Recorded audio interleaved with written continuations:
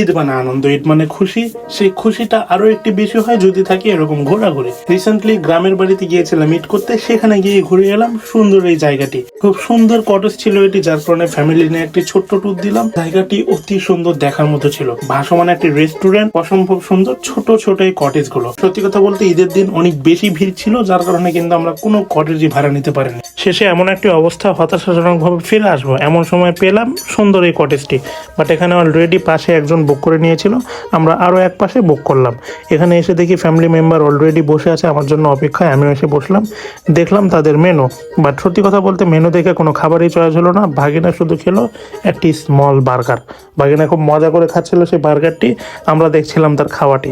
তার খেতে খেতে আমি আরো একবার বাইরে গিয়েছিলাম সুন্দর এই পরিবেশটি দেখার জন্য। সত্যি কথা বলতে গ্রামে এরকম পরিবেশ আমি এর আগে কখনো দেখিনি। যাই হোক, তার খাওয়া শেষে আমরা পরিবারে রওনা হলাম আরও একটি জায়গায়। সেটা হচ্ছে গ্রামের ঈদ আনন্দের মেলা। মেলাতে যাওয়ার সময় রাস্তায় অনেক বেশি ভিড় ছিল, বাধ্য হয়ে বিলের মাঝখান দিয়ে যেতে হয়েছে মেলা পর্যন্ত। মেলার গেটে আবারও দেখা হলো টেডি বিয়ারের সাথে। আর এই যে মেলার গেট, সত্যি কথা বলতে গ্রামের মেলাগুলো অনেক বেশি সুন্দর হয়, কারণ গ্রামের হাজার হাজার মানুষের সমাগম হয় এই ছোট্ট ছোট্ট মেলাগুলোতে।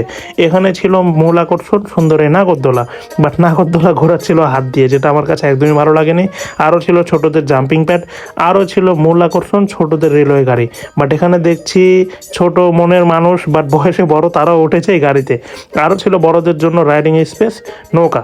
সব কিছুই দেখতে দেখতে হঠাৎ চলে এলো বৃষ্টির আগমন। সবাই দৌড়াদৌড়ি করছিল, আমরাও দৌড়াদৌড়ি করছিলাম। হঠাৎ বৃষ্টির কবলে পড়ে গিয়েছি, এখন বৃষ্টি থেকে বাঁচার জন্য ফুচকার দোকানে যাচ্ছি। এই হচ্ছে সেই ফুচকার দোকান, অনেক বেশি ভিড়। ফুচকার দোকানে ঢুকে মাথা নষ্ট। কিসের ফুচকার দোকান এটা, হয়ে গিয়েছে মানুষের হাট বাজারের মতো অবস্থা। বাট বাহিরে কিছু বৃষ্টিপ্রেমী লোকেরা কিন্তু বৃষ্টি উপভোগ করছিল। এই যে আমি ফুচকার দোকানের ভিতরে, আনফর্চুনেটলি সেখানে আমরা কোনো ফুচকাই খেতে পারিনি, কারণ পরিবেশটা এরকম ছিল না। বৃষ্টি শেষ হওয়ার পরে গেলাম পাশের আরও একটি সুন্দর ছোট্ট কটেজে। এটার কাজ যেহেতু চলমান, যার ফলে শুধুমাত্র একটাই দেখা যাচ্ছিল।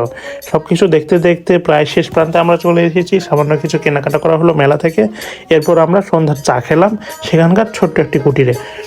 আশ্চর্য বিষয় হলো এখানে চায়ের কোয়ালিটি দেখে আমি সত্যিই অবাক। প্রাইস ছিল মাত্র 20 টাকা, বাট চায়ের টেস্টটা ছিল একেবারে ওয়ামাইক অসাধারণ। আমার কাছে অনেক বেশি ভালো লেগেছে এই চাটি।